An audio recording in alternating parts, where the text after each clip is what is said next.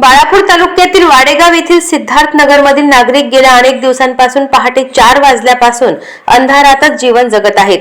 सतत होणाऱ्या वीज खंडितीमुळे लोकांचे दैनंदिन जीवन विस्कळीत झाले असून महावितरणच्या दुर्लक्षामुळे नागरिक त्रस्त आहेत।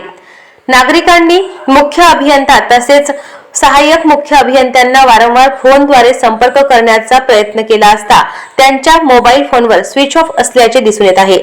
त्यामुळे तांत्रिक कर्मचारी तक्रारी स्वीकारत नाहीत असा आरोप नागरिकांनी केला आहे। आजच्या डिजिटल युगात सर्व कामकाज विजेवर अवलंबून आहे, परंतु रोज पहाटे होणाऱ्या वीज बंदोबस्तामुळे घरातील पिण्याच्या पाण्यापासून मोबाईल चार्ज पर्यंत सर्व गोष्टी ठप्प होतात। विद्यार्थ्यांनाही सकाळी पाण्याअभावी अडचणींचा सामना करावा लागत असून अनेकांना आंघोळ न करता शाळेत जावे लागत आहे। गावाची लोकसंख्या मोठी असून वीज रोहित्रांची संख्या देखील अधिक आहे। अशा परिस्थितीत गावात पुरेसे विद्युत कर्मचारी असणे गरजेचे असताना महावितरणकडून केवळ 2च व्यक्ती मेंटेनन्ससाठी नियुक्त असल्याचे नागरिकांचे म्हणणे आहे। उर्वरित कर्मचारी कर वसुली आणि कार्यालयीन कामात गुंतलेले असल्याने दुरुस्तीची कामे विलंबाने होत आहेत।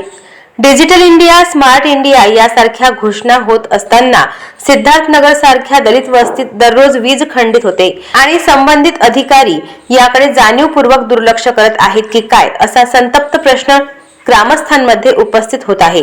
सकाळपासून सिद्धार्थनगरची लाईन बंद आहे। गेल्या 15 ते 20 दिवसापासून रोज सकाळी 6 वाजता लाईन जाते आणि 12-1 वाजता हे फ्यूज आल्यानंतर येते। हा सिद्धार्थनगर वासियांना भरपूर त्रास आहे। तरी महावितरण लोकांनी याची काळजी घ्यावी और जनतेचा त्रास कमी व्हावा। अशाच महत्त्वपूर्ण बातम्यांच्या अपडेटसाठी अजिंक्य भारत न्यूजच्या पेजला फॉलो करा आणि सबस्क्राइब करा। Thank you for watching.